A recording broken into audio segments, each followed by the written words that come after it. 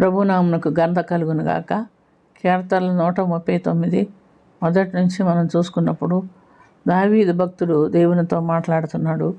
యెహోవా, నువ్వు నన్ను పరిశోధించి తెలుసుకొని ఉన్నావు. నేను కూర్చుండుట లేచుట నీకు తెలియను.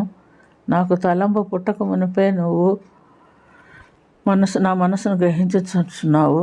నా నడకను నా పడకను నీవు బాగుగా తెలుసుకొని ఉన్నావు. యెహోవా మాట నా నాలుకకు రాక మునిపే అది నీకు పూర్తిగా తెలిసి ఉన్నది. ఈ తెలివి నాకు మించినది అని నేను అనుకునే ఎడల అది నా మనసుకు అగోచరము. వెనుకను ముందును నువ్వు నన్ను ఆవరించి ఉన్నావు. ఈ కార్యములన్నిటినీ నువ్వు నన్ను ఆవరించి ఉన్నావు. నా తెలివికి మించినది అని నాకు అందదు. నీ ఆత్మ యొద్ద నుండి నేను ఎక్కడికి పోదును? నీ సన్నిధి నుండి నేను ఎక్కడికి పారిపోదును? ఆకాశమునకు ఎక్కినను, నువ్వు అక్కడను ఉన్నావు. నేను పాతాళమునకు దిగి పండుకున్నాను, అక్కడను నువ్వు ఉన్నావు. నేను వేకువ రెక్కలు కట్టుకొని సముద్ర దిగంధములో నివసించినను, అక్కడ నువ్వు ఉన్నావు. నీ చెయ్యి నన్ను పట్టుకొనును. అంధకారము నన్ను మరుగు చేయును. నన్ను వెలుగుగా ఉంచి ఉన్నావు. కాబట్టి నా అంతటా నేను చేయగలిగినది ఏదీ లేదు దేవా. నువ్వు సహాయం చేయమని ప్రార్థన చేస్తున్నట్లుగా మనం చూస్తున్నాం. ప్రియమైనటువంటి దేవుని బిడ్డలారా, మనం కూడా ఈ లోకంలో ఉంటున్నాము. మనం చేసే ప్రతి కార్యం కూడా దేవుడు చూస్తున్నాడు. వెలుగు రాత్రి అయి ఉండను అని నేను అనుకొని నీ ఎడల చీకటి అయినను నీకు చీకటి కాకపోవును. రాత్రి వలె నీకు కనబడుతుంది. ఆ తల్లి గర్భమునందు నన్ను నిర్మించిన వాడవు నువ్వే. నీవు నన్ను కలుగు చేసిన విధము చూడగా భయము ఆశ్చర్యం నాకు పుట్టుచున్నవి.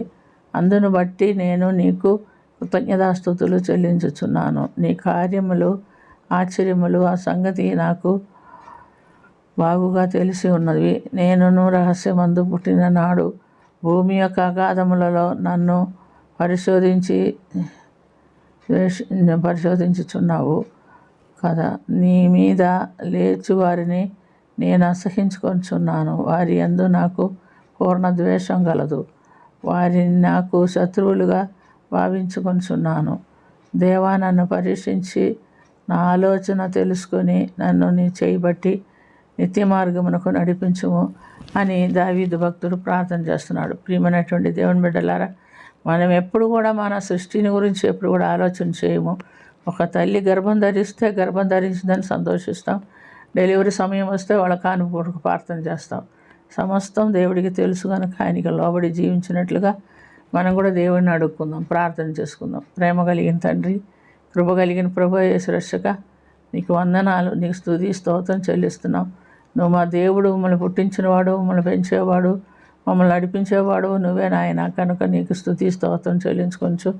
నీ కృపలో వర్ధిల్ల చేయమని, యేసయ్యా నీకే వందనాలు చెల్లించుకొంచు. నీ బిడ్డగా జీవించుటకు మాకు సహాయం చేయమని యేసుక్రీస్తు పుణ్యనామమున మిక్కిలి వినయంతో అడిగి వేడుకొంచున్నాము తండ్రి.